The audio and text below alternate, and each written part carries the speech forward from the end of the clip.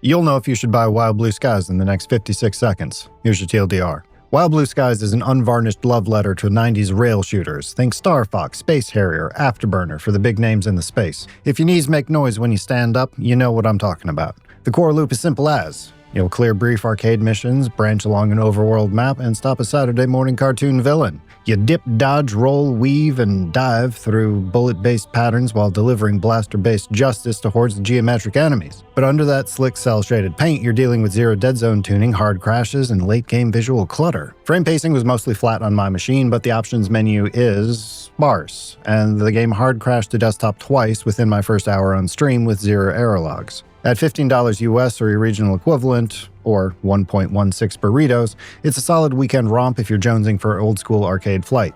If you want a more detailed breakdown to see if it earns a spot on your SSD, stick around. If you're new here, hi, I'm Squid. I cover action and shooter titles with the occasional essay or gear review. So what is Wild Blue Skies actually trying to be?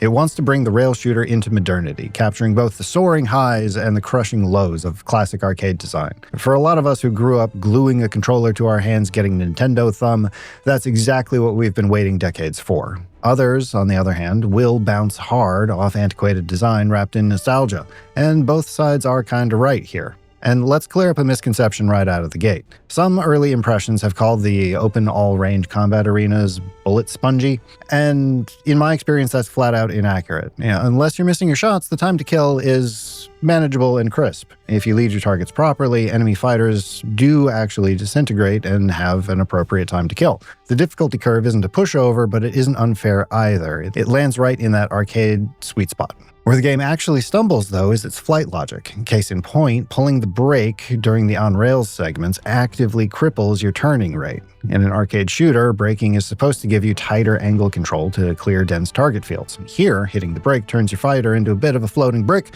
right when you need precision vector adjustments the most. It feels unnatural and works against your basic player instincts. Now, on my main rig, specs down in the description, the performance was smooth the majority of the time, which I would expect given the amount of silicon I'm throwing at this. I saw 0 frame time spikes or microstutter during heavy dogfights, and it ran consistently across secondary test benches with 2000 and 3000 series NVIDIA cards. However, raw FPS means nothing without stability. The game hard crashed to desktop twice within my first hour of playtime on stream. No error code, no warning, just poof, straight to desktop. I didn't stress test the older cards long enough to see if it's an engine-wide issue or a high-end driver conflict, but 2 crashes in 60 minutes is a bit of an immediate red flag. Next up is input logic, and this is where you're going to feel some friction.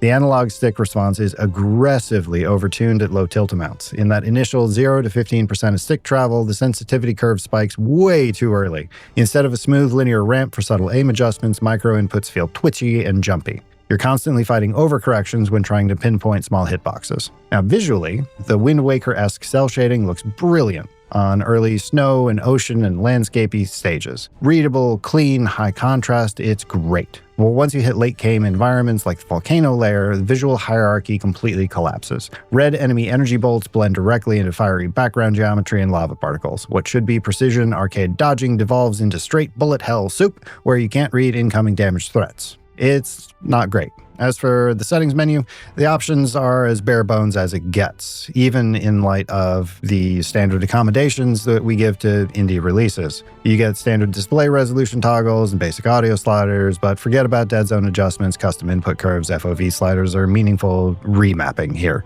And a quick note for the handheld users. Word on the street is Steam Deck performance chugs during heavy particle scenes. I haven't stress tested this on the deck myself, so if you're playing on handheld, drop your exact experience here, frame rate settings and whatnot in the comments to help out the rest of the audience. So, who is this for? If you burnt out your Rumble Pack in '97 and remember optimal branching routes in Star Fox 64 and you want a crisp retro-inspired shooter for the weekend, you'll eat well here. Now, as for who should skip it, if you need realistic flight physics, expect pristine stability out of the gate, require granular control options, or take yourself too seriously to enjoy stylized graphics, this one's a hard pass. Now, at $15 US or 1.16 burritos, Wild Blue Skies is a firm probation leaning towards recommend. It brings the arcade rail shooter into modernity with genuine energy, a fair time to kill, and a fantastic visual style.